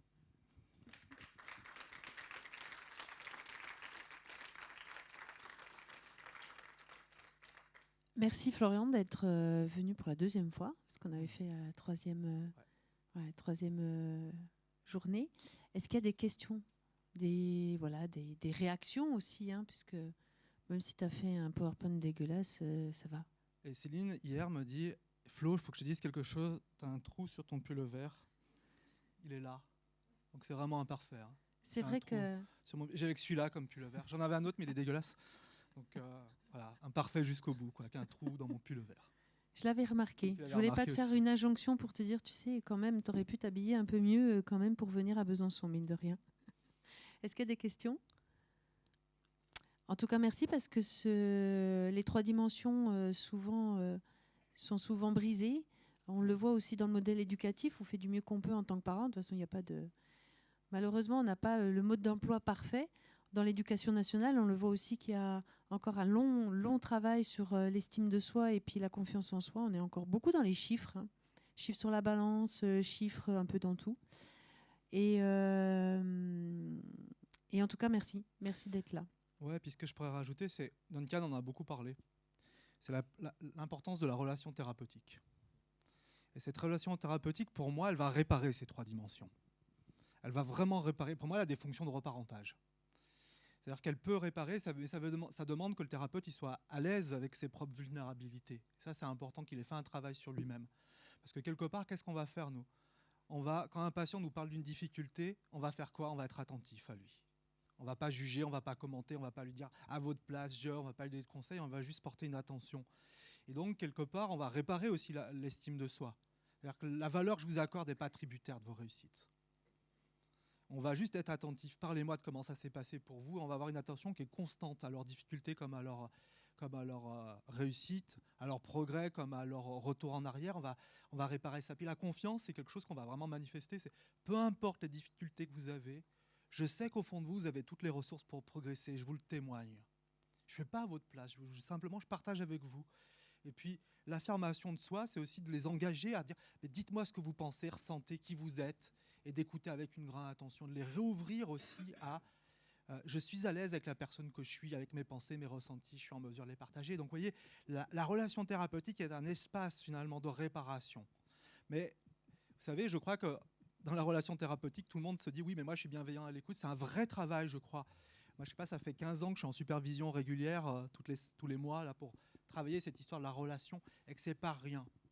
Donc, si vous pouvez, dans vos relations, et je sais qu'il y a beaucoup de professionnels, simplement être dans cette attention à l'autre, lui témoigner de la confiance et l'inviter à être le plus lui possible, le plus authentique, vous contribuez à réparer des choses qui ont été cassées, je crois. Oui, allez.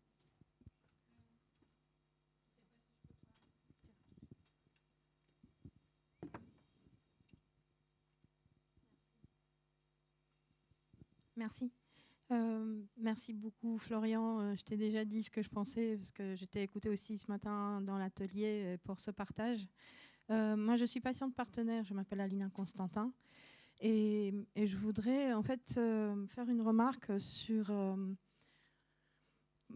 ce que je pense, moi, de l'alliance thérapeutique, mais en abordant, enfin en ramenant dans l'équation aussi l'entourage de la personne. Oui. Parce qu'en fait, on n'existe pas tout seul. Et le premier lieu de stigmatisation est familial ou alors le cercle très restreint d'amis. Et on n'existe jamais tout seul. Et en fait, dans cette intériorisation de la stigmatisation, et pour pouvoir réparer les choses, on a vraiment besoin d'aider, d'accompagner, que ce soit en tant que diététicien ou un autre type de professionnel de santé, c'est d'accompagner les patients à une autre affirmation bienveillante, mais qui les aide à non pas être en conflit avec les membres de leur famille ou avec leurs amis, parce qu'on confond parfois. En fait, moi, on m'a beaucoup conseillé, avec beaucoup de bienveillance, hein, mais mal, du coup, à divorcer, à quitter mes amis, à pas écouter, à dire non, mais vous devez être votre propre avocat et vous affirmer, et puis vous vous en foutez de ce que disent les autres. Ben, en fait, non, parce que ça blesse, parce qu'on aime les gens avec lesquels on est. Vous voyez ? Donc, en fait, on a besoin d'étendre le cercle, non pas seulement à la personne, mais à tout son cercle familial et d'amis, pour qu'eux aussi, ils deviennent non jugeants et soutenants. Ouais, et puis d'ailleurs, il y a une dimension que vous avez vue sur le modèle qui n'a pas été abordée. Il y avait l'environnement nutritionnel, mais il y avait aussi l'environnement relationnel. Puis on voit par exemple que l'environnement relationnel, parce qu'il aurait fallu, c'est un facteur aussi majeur d'insécurité. Donc c'est aussi une boucle de travail. On sait par exemple que dans les familles où il y a beaucoup de tensions, il y a beaucoup plus de risques de boulimie que dans les familles où on n'a pas. On sait que donc l'insécurité, elle est aussi liée à l'environnement relationnel. Donc ça, c'est quelque chose qui doit être abordé avec le patient. Et ça peut être des questions déjà qu'on peut aborder, puis qu'on peut travailler aussi, inclure aussi la famille, par exemple l'entourage, et poser ces questions relationnelles aux patients. Moi, c'est une question que je suis souvent amené à poser, mais finalement, par rapport à vos caractéristiques corporelles, comment votre partenaire de vie, vous, interagit avec vos caractéristiques corporelles ? Est-ce qu'il augmente les boucles d'insécurité ou pas ? Ou par rapport aux difficultés alimentaires que vous avez, comment votre entourage relationnel agit là-dessus ? Puis on le voit, par exemple, ce modèle-là, moi j'ai beaucoup utilisé dans l'obésité chez les enfants. On voit par exemple que la majorité de ce que font les parents est bien intentionné. Hein, la majorité des parents, ils veulent le meilleur pour leur enfant, mais qu'est-ce qu'ils font? Ils ont tendance à aggraver en remettant par exemple du contrôle ou en augmentant le niveau d'insécurité. Je me rappelle une maman qui me disait « Mais je suis très en colère, j'ai trouvé un emballage de Mars dans la poche de ma fille. Et en plus, quand je lui ai dit « Qu'est-ce que ça fait dans ta poche ?» elle m'a menti, elle m'a dit que c'était pas elle. Je lui ai dit « Mais attendez, mais si elle vous avait dit que c'était elle, qu'est-ce que vous lui aurez dit ?» Je lui aurais mis une brasse. Ok, donc elle vous a menti, c'est tout à fait logique. Elle a déjà tellement de honte à le faire qu'elle n'a pas d'autre option que vous mentir. Donc là, on va travailler avec les parents sur le modèle, se dire, bah voyez, par exemple, si vous mettez une brasse, je ne vous juge pas, c'est le métier le plus dur au monde, mais il est probable que vous remettiez une boucle d'insécurité avec de la honte. Et ce qui n'empêchera pas, ce qui ne changera pas le fait qu'elle aime les Mars. Simplement, elle les mangera en cachette avec le sentiment de honte. Donc il y a tout ce travail aussi, vous voyez, sur l'exemple de l'enfant, c'est un bon exemple, c'est-à-dire on va vraiment inclure la famille, notamment avant 12 ans. D'ailleurs, avant 12 ans, c'est systématique, c'est qu'un travail systémique quasiment. Hein, qu'un travail systémique. Donc oui, je suis tout à fait d'accord avec toi. On doit travailler aussi à des niveaux systémiques, interactionnels, interpersonnels, pas uniquement intrapersonnels. Merci en tout cas. Merci Florian. Merci pour montrer à quel point l'entourage est très important aussi dans la prise en charge de façon globale. Alors on va aborder la sédentarité et l'activité physique avec le réseau Sport Santé, donc avec Quentin Castella, qui est chargé de mission du réseau Sport Santé Bourgogne-Franche-Comté. Et si on parlait sédentarité et activité physique sur prescription, avec le dispositif du réseau Sport Santé qui est à l'extérieur. Il y a un stand à l'extérieur qu'on peut venir effectivement rencontrer. Et merci au réseau Sport Santé parce que grâce à vous, le mardi, on fait de l'activité physique adaptée. On a créé le groupe Elisea avec Escapade, donc, avec lequel la notion de sport, c'est du sport plaisir, sport santé. Et on passe des bons moments et c'est ça qui est très très bien. Merci.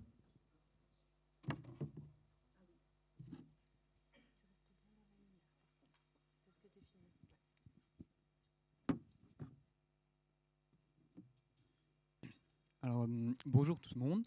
Donc, comme l'a dit Amandine, aujourd'hui, on va parler donc, de la thématique de sédentarité, inactivité physique, et donc éventuellement comment reprendre l'activité lorsque on est atteint d'une pathologie chronique, qu'on souffre de surpoids ou d'obésité. Voilà. Donc, dans un premier temps, on va déjà bien définir les deux termes, donc sédentarité et activité physique, donc, qui sont vraiment à bien dissocier, parce que ce sont deux enjeux de public qui sont bien distincts. Donc la sédentarité, concrètement, ça s'apparente déjà dans un premier temps au temps qu'on passe en position assis ou allongé chaque jour. Et on peut considérer qu'une personne est sédentaire lorsqu'elle passe environ plus de 8 heures par jour en position assise. Donc ça concerne une large partie de la population. Même moi, je suis concerné certains jours. Je passe des fois plus de 8 heures par jour assis sur une chaise derrière un bureau. Et, en ce qui concerne du coup l'activité physique ou l'inactivité physique, là ça fait directement référence du coup aux fameuses recommandations, par exemple de l'OMS, concernant les minutes d'activité physique que l'on doit éventuellement effectuer chaque semaine. Donc concrètement, on est inactif si on ne respecte pas les recommandations mises en place. Donc ces deux enjeux de santé, donc ça va avoir un effet plus ou moins néfaste sur du coup, la santé en général. Et donc s'ils sont associés chez une seule et même personne, en gros les effets vont encore plus décupler. Voilà. Donc l'objectif c'est vraiment de chercher à réduire au maximum sa sédentarité et de veiller à d'être le plus actif possible. Donc, tout à l'heure, je parlais des recommandations. Donc, voilà, donc on les rabâche même assez souvent. Donc, les fameuses recommandations de l'OMS sur les 150 minutes d'activité physique à intensité modérée, qui peuvent être, on va dire, dérivées en 75 minutes d'activité physique intense. L'OMS préconise de répartir ces activités à hauteur de 30 minutes par jour, réparties sur 5 jours. Et ça peut même être découpé et fractionné en 3 fois 10 minutes ou 6 fois 5 minutes. Elle recommande aussi, l'Organisation mondiale de la santé, de mettre en place au moins 2 fois par semaine des activités physiques de renforcement musculaire, toujours à intensité modérée ou voire plus soutenue. Après, dans un premier temps, le premier réflexe déjà, c'est de chercher à limiter le plus possible donc, ces temps de sédentarité pour les remplacer par des temps d'activité, et ce, peu importe l'intensité. Ça peut, par exemple, se met dans le cadre du travail. Je peux prendre mon exemple, que par exemple, moi, je passe une majeure partie du temps au téléphone. Au lieu de passer ce temps au téléphone assis derrière mon bureau, bah, je pourrais juste me lever de ma chaise et passer mon coup de fil en marchant. Voilà, ça commence simplement par des petits gestes simples et des réflexes qui sont simplement à adopter au quotidien. Concernant du coup alors, le respect des recommandations en France, donc, à savoir que du coup il y a des recommandations par catégorie d'âge qui sont établies par l'Organisation mondiale de la santé, et donc l'ONAPS a fait une étude pour éventuellement se renseigner sur quelle tranche de la population respectait plus ou moins ces recommandations. Donc on constate quand même que chez les enfants et les adolescents, on a une bonne partie qui ne respecte pas les recommandations, 4 enfants sur 5 et 2 adolescents sur 3 qui ne respectent pas les recommandations mises en place par l'Organisation mondiale de la santé. Et chez les adultes, ça concerne une personne sur 3, et idem pour les seniors. Voilà. Donc, il a été aussi rapporté au niveau une répartition au niveau des genres, qu'il y avait davantage les hommes qui suivaient les recommandations, 3 hommes sur 4, contre une femme sur 2. Donc ce non-respect des recommandations et la sédentarité, au final, pour l'État, ça a un coût annuel donc, qui est estimé à environ 17 milliards d'euros par an. Mais du coup, pourquoi rester actif et donc quels bénéfices on tire d'une activité physique régulière? Donc les bénéfices, ils sont multiples et ils sont sur tous les aspects de la santé. Donc que ce soit la santé, on va dire physique entre guillemets, ça permet de garder une bonne condition physique, de limiter le risque d'apparition de certaines maladies comme les maladies cardiovasculaires, les cancers. Ça permet aussi de lutter donc contre le surpoids et l'obésité. Mais aussi ça permet une meilleure santé mentale, puisqu'on constate une diminution des troubles anxieux, une diminution du risque de dépression et une meilleure santé sociale, si on peut dire comme ça, puisque du coup, elle permet forcément, par exemple, qu'on pratique une activité, on peut éventuellement intégrer un groupe qui va éviter à certaines personnes de s'isoler socialement. Et donc, elles vont avoir ce sentiment des fois d'appartenir à un nouveau groupe, et ça permet en même temps de garder, on va dire, la motivation pour maintenir cette activité. Voilà. Donc on peut très bien imaginer que si on ne pratique pas suffisamment d'activité physique, tous les bénéfices qu'on voit, en fait, ça fait l'inverse, globalement, à plus ou moins grande échelle.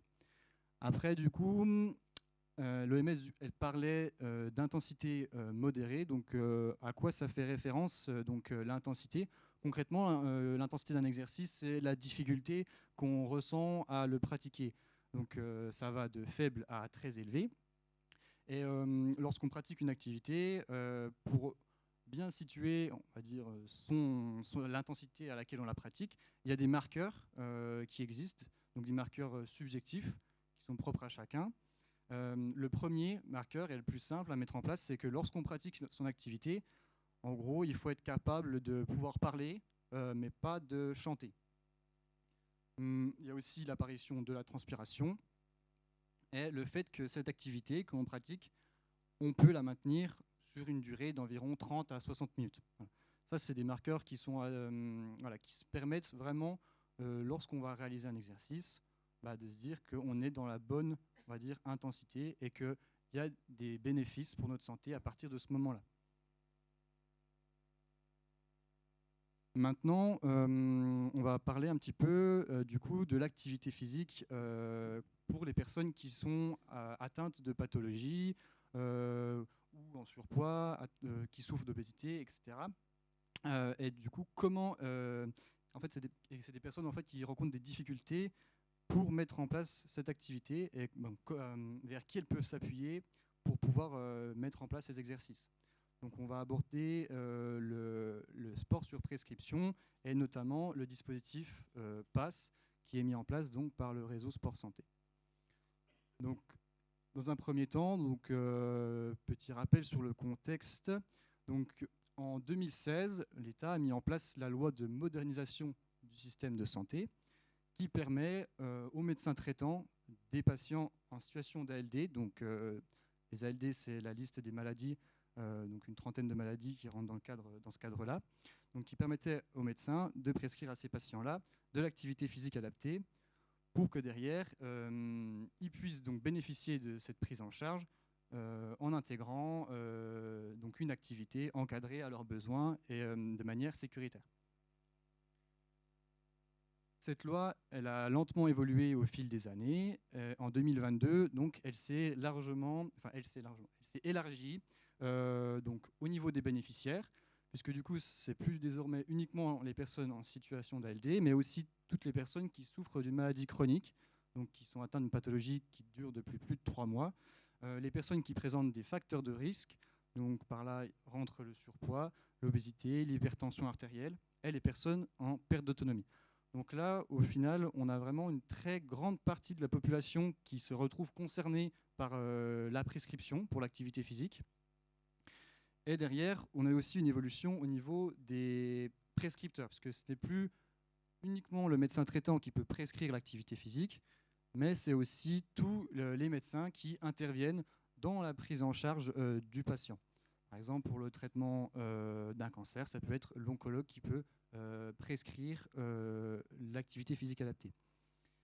Et le plus récemment, donc en 2023, l'activité physique adaptée, la prescription pour l'activité physique adaptée peut être renouvelée une fois, donc, sauf avis contraire du médecin, par le kinésithérapeute. Donc concrètement, qu'est-ce qui est renseigné sur la prescription et qu'est-ce que le médecin renseigne dessus? Donc, lorsque le médecin établit une prescription, il va délimiter et il va, on va dire, classifier le patient à un certain niveau de limitation. Donc, qui va de limitation, de aucune limitation à limitation sévère. Derrière, ça va permettre en fait, d'orienter le patient vers le bon praticien, le bon exercice, donc la bonne activité, en fonction de ses limitations. Plus on a un patient qui a des limitations sévères, plus on va l'orienter auprès de professionnels qui sont spécialisés, comme des masseurs kinésithérapeutes, des psychométriciens ou après des enseignants APA. Si on a un patient qui présente peu ou pas de limitations, là, on va pouvoir l'orienter vers des professionnels comme des éducateurs sportifs avec des formations complémentaires ou des personnes qui ont des formations avec les fédérations. Voilà. Et du coup, le patient, quand il a sa prescription, vers qui il s'oriente, vers qui il se tourne, puisque du coup, on lui remet son document, mais comment derrière, comment ça se passe? Alors, ce qu'il peut faire derrière, c'est contacter le réseau Sport Santé. Donc, on a un organisme qui existe depuis 2007. Et puis, donc, parmi nos missions, il y a celle de proposer et de mettre en place, de coordonner un dispositif de sport sur prescription. Donc, concrètement, ce dispositif, il s'appelle le PASS. Donc, il s'agit en fait d'orienter le patient au sein de structures avec qui le réseau Sport Santé conventionne. Donc, on met en place, on va dire, une convention annuelle qui répond à un certain cahier des charges.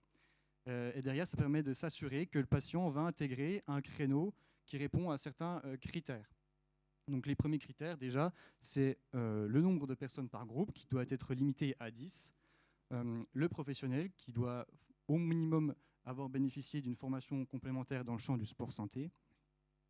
Et derrière, la structure s'engage aussi à mettre en place des évaluations trimestrielles sur la condition physique du patient qui intègre ces créneaux. Voilà. Il y a aussi une prise en charge financière qui est mise en place pour le patient, mais ça, j'en reparlerai à peine plus tard. Donc voilà déjà pour le dispositif. Donc, au niveau des structures, donc ça j'ai parlé juste avant, les structures avec qui le réseau Sport Santé conventionne, donc il y en a différentes sortes. Dans un premier temps, c'est souvent les associations sportives ou des clubs de sport, raffiliés ou non à une fédération.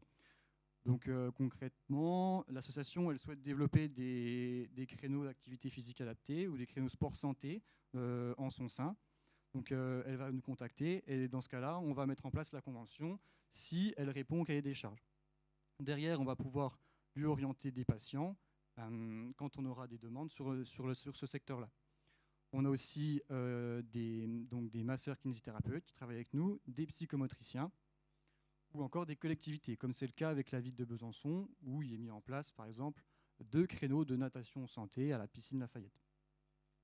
Voilà. Donc au final, au niveau du fonctionnement, donc on a la première étape qui passe par le médecin, et donc l'examen clinique, qui donne lieu à la rédaction du certificat médical. Une fois que le certificat médical est établi, le patient contacte le réseau sport santé. De là, donc, est établi un bilan sur la prescription. On fait un état des lieux de ce que le médecin a renseigné sur sa prescription, de ce que le patient, lui, a éventuellement comme envie en termes d'activité, parce que c'est aussi important de prendre en compte ses envies, de ses disponibilités, parce que l'objectif, c'est de trouver un créneau qui soit aussi adéquat par rapport à ça, par rapport à ses horaires, s'il a un travail, sur quel secteur de la région il se situe. Et derrière, donc, on essaie de l'orienter au mieux vers la bonne structure et le bon praticien par rapport à ce qui est donc renseigné sur le certificat médical. Une fois que c'est fait, le patient peut intégrer la structure et bénéficier donc, du dispositif pendant un maximum de 4 saisons. Donc de 1 à 4 ans, nous on fonctionne sur saison sportive. Donc le patient en gros intègre la structure de septembre à juin avec un créneau par semaine d'1 heure environ. Et donc tous les trimestres, il va bénéficier aussi d'un bilan de la condition physique avec des évaluations qui vont permettre donc à la fois à l'intervenant de réadapter son activité au fur et à mesure de l'année pour son patient, et qui vont permettre aussi au patient lui-même de voir comment évoluent un petit peu les différentes fonctions de la condition physique. Donc tout à l'heure, je vous parlais aussi au final de la prise en charge. Donc actuellement, le sport sur prescription, donc c'est pas remboursé par l'assurance maladie. Il y a une possibilité au niveau des mutuelles. Donc certaines mutuelles permettent d'accompagner les patients pour avoir aussi une prise en charge. Mais concrètement, c'est un peu compliqué. Et du coup, nous, le réseau Sport Santé, quand on oriente un patient au niveau d'un créneau qui est conventionné avec nous, on va lui permettre d'avoir une remise sur le tarif qui est demandé par la structure vers laquelle on l'oriente. Par exemple, si le patient s'oriente sur une association qui propose des cours de marche nordique adaptés, le tarif à l'année il va peut-être être de 180 €. Donc là, à ce moment-là, on prendra en charge 50% de la cotisation. Le reste sera à charge pour le patient. Et ce fonctionnement-là, il est valable du coup pendant les 4 années. La seule chose qui va, on va dire, être différente au fur et à mesure des années, c'est que la prise en charge va diminuer. Elle va être dégressive, donc 30% la deuxième année et 10% la troisième et quatrième année. Voilà. L'objectif de ce fonctionnement-là, c'est de faire en sorte au départ de lever le frein financier que peut représenter du coup la reprise d'activité physique, parce que c'est l'un des tout premiers freins à la reprise, le coût. Et donc on accompagne beaucoup au début, et une fois que le patient a intégré peu à peu son activité dans son quotidien, déjà nous-mêmes on se rend compte que pour lui, investir au final dans son activité, investir pour sa santé entre guillemets, c'est plus forcément une problématique, alors que ça en était une au départ. Voilà. Ensuite, concernant donc le réseau et le sport santé en général, très récemment, donc on a remis à jour le site internet, donc la plateforme Espace, donc, qui permet au grand public et aux professionnels d'avoir des informations sur le fonctionnement du sport santé au niveau de la région et sur le fonctionnement du dispositif qu'on met en place. Et il permet en l'occurrence aux patients d'avoir accès à une cartographie qui référence l'ensemble des offres proposées dans le cadre du dispositif PASS.